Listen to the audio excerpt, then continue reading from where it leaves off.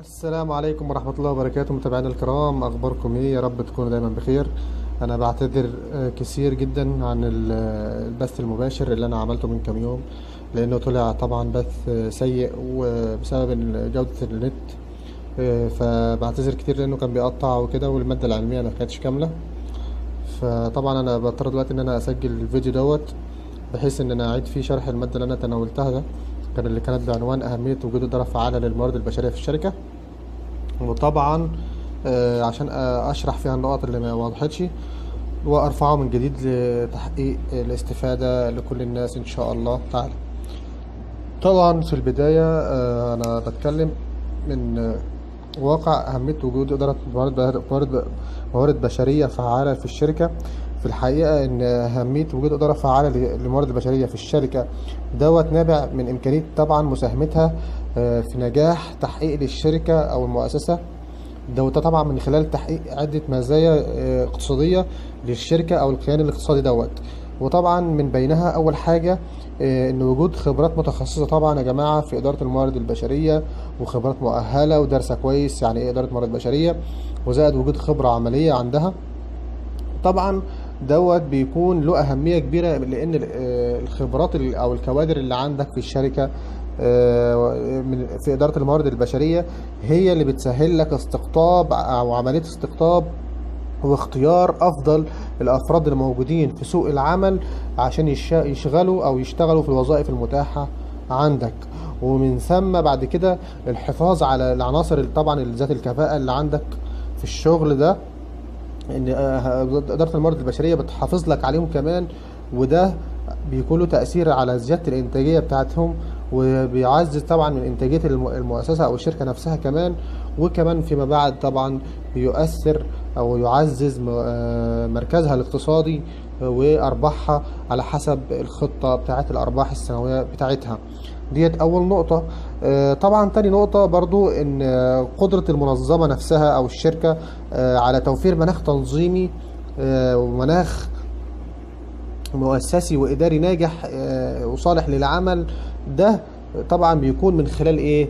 التبني البرامج اللي هي بتحطها لك إدارة الموارد البشرية، اللي بيشتغل فيها خبرات وكفاءات متخصصة في شغل الاتش ار والموارد البشرية. يا جماعة زي ما قلت، هي بقى بتحط لك البرامج والسياسات ديت.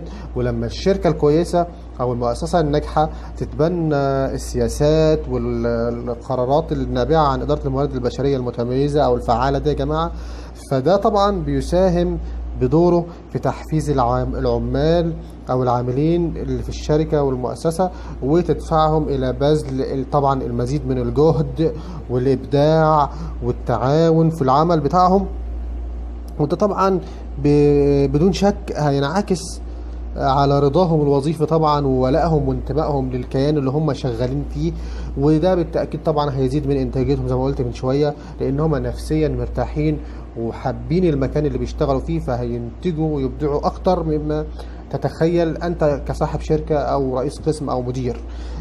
ومن ثم طبعا هيكون له فاعلية على كل كيان المؤسسة ككل أو الشركة، من خلال نموها وتقدمها على حسب الريت أو النمط اللي هي ماشية عليه المؤسسة ديت، من خلال قياسها لأرباحها وقياسها لرضاء العملاء عنها وقياسها للمكان اللي هي المحيط بها والبيئة المحيطة بها ومدى سمعتها في هذا المكان. ديت النقطة الثانية طبعا باختصار شديد. النقطة الثالثة يا جماعة طبعا ان برضو الموارد البشرية الفعالة بتساعد الكيان بتاعك او الشركة والمؤسسة بتاعتك في معالجة المشاكل اللي قد تحدث او محتملة الحدوث في المستقبل، بتعالجها معالجة صحيحة، وخصوصا المشاكل اللي متعلقة بالعمال والعاملين، لان قد طبعا تحدث مشاكل نتيجة مجالات طبعا في مجالات الاختيار او التعيين او تقويم الاداء وتقييم الاداء او التدريب او الترقيات. طبعا اداره الموارد الفعاله، الموارد البشريه الفعاله، هتوفر تكاليف محتمله ناجمه عن سرعه دوران العماله، اللي هي سرعه فقد العماله عندك والكفاءات. لما تكون الكفاءات اللي عندك غير راضيه عن مستوى التنظيم في الشركه، وغير راضيه عن المستوى الاداري، وكل شويه ينتج عن مستوى الاداري عندك في الشركه سياسات اداريه خاطئه، فده كله بيؤثر على رضا الكفاءات اللي عندك ومدى استجابتها لقرارات الشركة. وبرضه ده كله بيأثر بعد كده على معدلات الأداء بتاعها، بتخليها متدنية لأقصى درجة، وطبعا في بالتالي هيؤدي لخفض الإنتاجية، واللي بيترتب عليه في الآخر خفض الأرباح بتاعتك، ثم طبعا يكون لك سمعة سيئة في الوسط المحيط بيك وعند منافسيك طبعا. وبالتالي انت اللي هتخسر من خلال فقدك للكفاءات ديت، ان هي هتسيبك وتروح تشتغل عند المنافسين ليك. وكمان انت هتخسر كفاءات انت صرفت عليها فلوس تعيين وتأمينات وخلافه، وبالتالي هتخسر برضو ناس كان عندها كفاءة ان هي تنتج وتبدع وتدي اقصى طاقة عندها للعمل. وده نتيجة طبعا تبني السياسات الخاطئة، عدم تبني سياسة موارد بشرية سليمة، وكمان عدم وضوح الرؤية والرسالة في الشركة اللي الناس بتشتغل فيها. وده كله زي ما قلت طبعا بيؤثر في النهاية على انخفاض الأرباح، وبالتالي ممكن لا قدر الله يؤدي للسبب أو يكون السبب في فقدك لشركتك وإنك تقفل الشركة تماما أو المؤسسة بتاعتك. النقطة طبعا الرابعة بعد كده، إن الإدارات الناجحة للموارد البشرية يا جماعة برضو بتوفر على المنشآت تكاليف باهظة في القضايا العمالية اللي كانت طبعا بيلجأ إليها العمال بسبب طبعا السياسات الخطأ، بسبب الظلم اللي بيقع عليهم مثلا في إجراءات الفصل التعسفي أو عدم منح علاوات سنوية مثلا، أو التجاوز طبعا في الترقيات، و هلم جر من المشاكل اللي قد تحدث نتيجة إحساس العمال وإحساس الفئة العاملة عندك بالظلم، سواء كانت كعمال أو إداريين أو غيرهم. وطبعا ده هيؤدي طبعا بمقتضى الحال إنهم يطلعوا يشتكوا في وزارة العمل ضدك، أو يشتكوا في الوزارات المعنية كالتأمينات التبعية مثلا وخلافه. وبالتالي ده طبعا زي ما قلت من شوية هيسوء في سمعتك لدى الوسط اللي حواليك ولدى منافسيك. وتاني حاجة هيخلي الناس تسيبك طبعا وتروح تدور على المكان اللي بيوفر لهم أحسن طاقة وأحسن مكان وأحسن إمكانيات إنهم يبدعوا وينتجوا.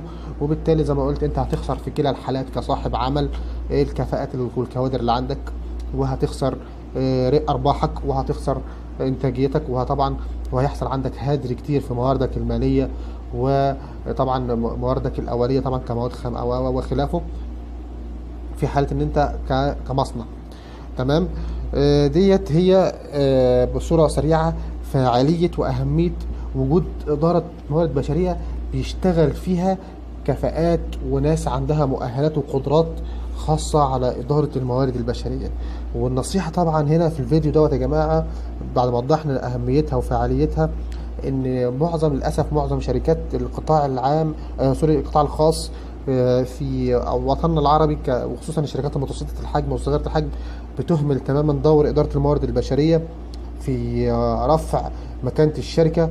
وأنا كأحمد شخصيا بعتبر إدارة الموارد البشرية هي عصب الشركة أو عصب الكيان اللي هي بتكون موجودة فيه، وطبعا بدونها أو بسببها قد تقفز الشركة لأعلى معدلات الأرباح والنجاح، وبرضه بسببها قد تخسر الشركة وتنزل لسابع أرض من خلال الخسارة.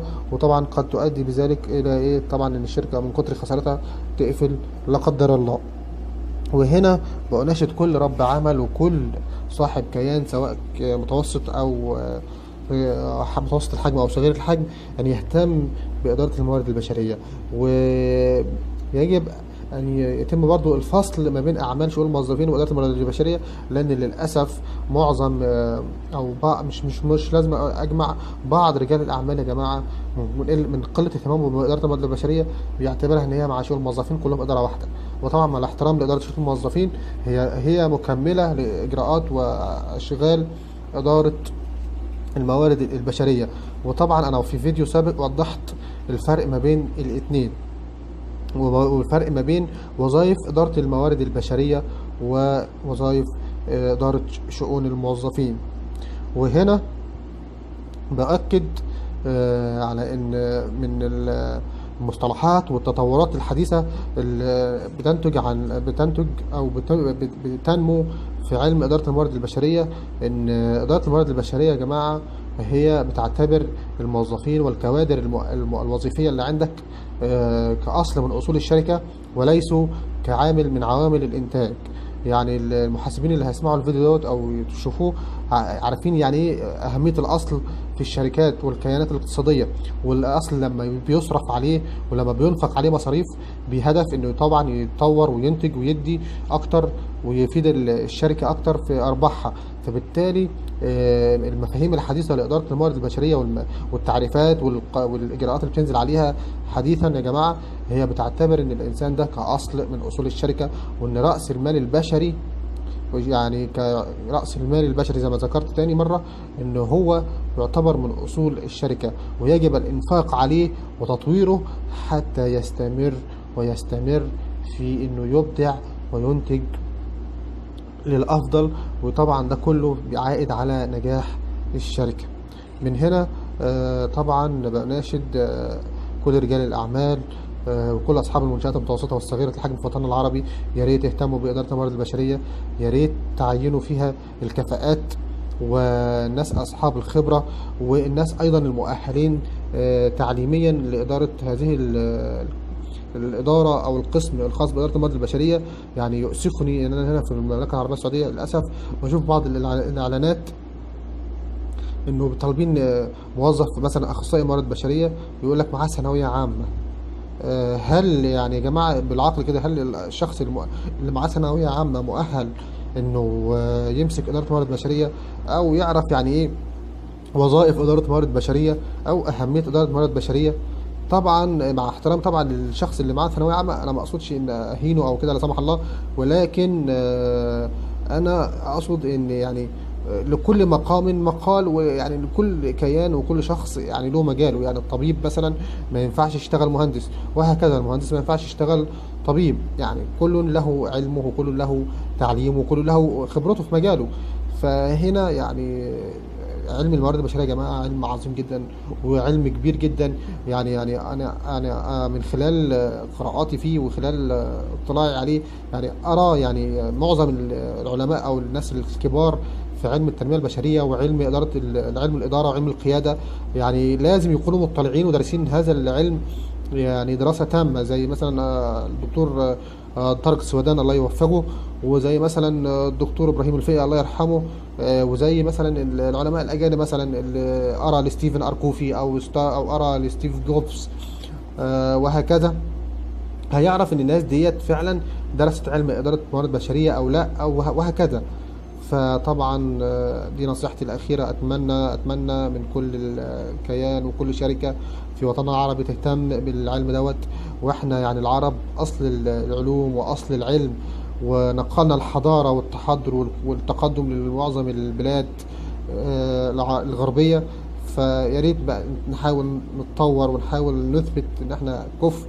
وطبعا سيدنا محمد صلى الله عليه وسلم والصحابه العظام ضربوا لنا اعظم الامثله في ان هم كانوا قواد وكانوا اداريين فعالين في اداره الدوله واداره امور الحكم واداره شؤون الناس.